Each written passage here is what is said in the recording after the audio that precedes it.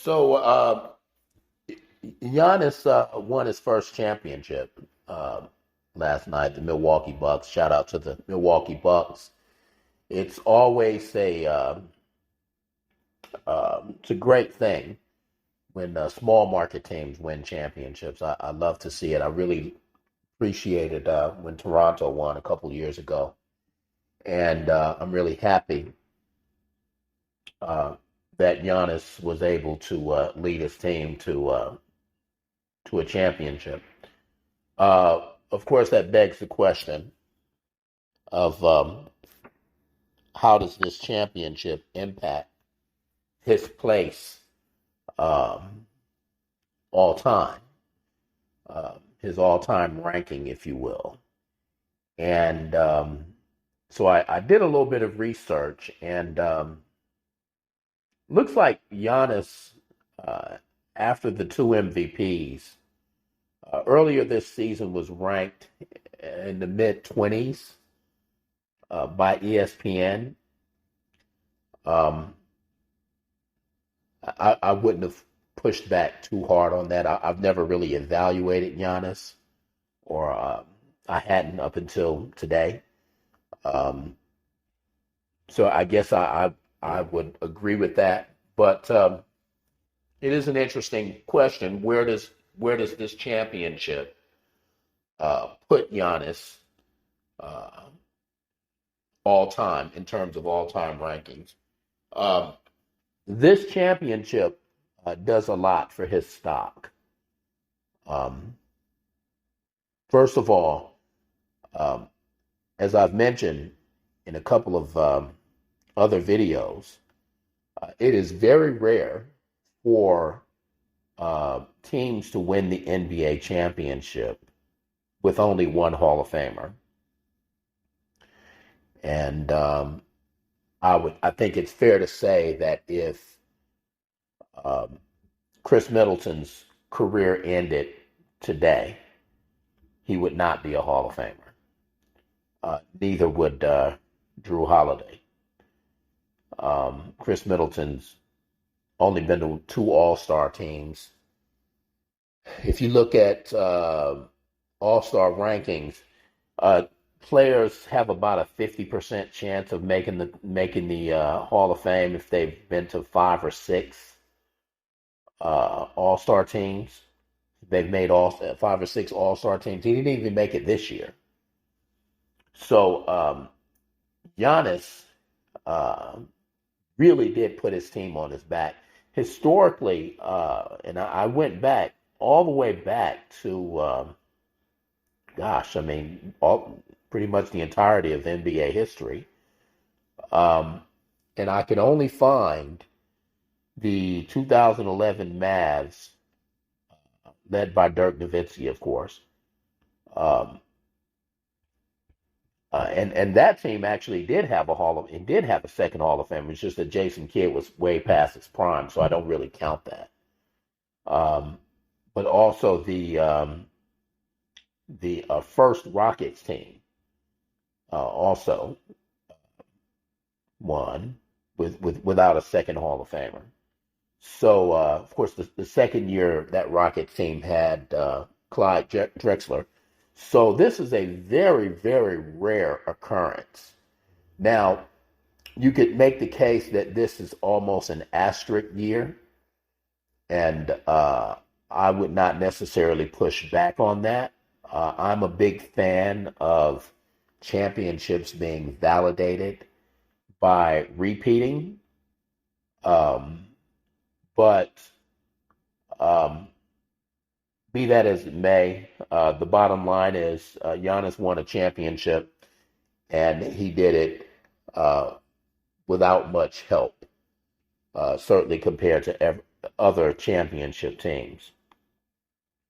So where does Giannis rank? Okay. Uh, I can only find 13 players in NBA history uh, of whom I think there is a clear-cut case that they had a better career or were more impactful over the trajectory of their careers than was Giannis. And I will go through that list. Um, and I kind of divide this into three categories. Um, and I sort of mix my own personal uh, list. I mean, obviously, Kobe is at the top of my list, my list personally. But I have five people for whom the consensus, um, the media consensus, uh, believes has a case for to be the greatest player of all time. So there's Michael Jordan, LeBron James, Kareem Abdul-Jabbar, Wilt Chamberlain, Bill Russell. I'm not saying that they're right. I think they're wrong. I think Kobe Bryant's the best player of all time, greatest player of all time. But you talk about media consensus. Those are the five people that will generally have an argument for them, and they all have uh, easily identifiable career accomplishments, which put them far and above Giannis. So Michael Jordan with his six titles, uh, LeBron's with his all-around stats, Kareem's the all-time leading scorer, Wilt Chamberlain's clearly the greatest scorer uh, um, in NBA history, and and Bill Russell has 11 titles. Okay, so then there's four more that are kind of on the periphery of that. Um, and this is kind of my personal metric. There's Kobe, Hakeem Olajuwon, and Tim Duncan, as well as Larry Bird. Um, it's really hard to put Giannis in the company of any of those players. And then there are a few others that when I look at their career, it's just pretty clear that Giannis has a way to go. Um, One, because these players were so impactful for so long on both sides of the ball, and that would be the case with Jerry West and John Havlicek, or because they were the best ever at something.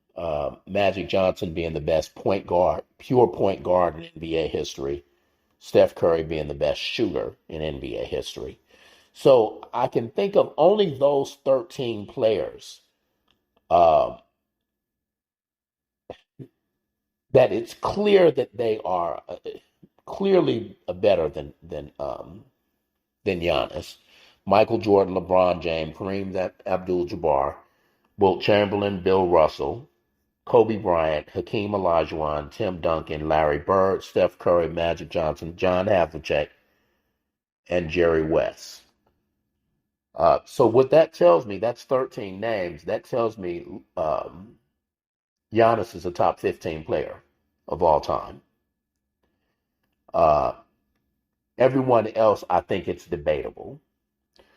Um, and just off the top of my head, let's just talk about why some of those players, why it's debatable. Oscar Robinson uh, only won one title. I'm not a big fan of the triple double being impactful in terms of winning NBA championships, and that's his name, the claim to fame.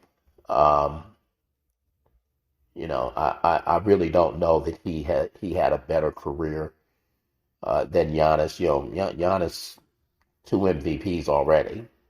You know, Karl Malone, um, three times All Defense, two-time MVP, never won a title. That's certainly questionable. Um,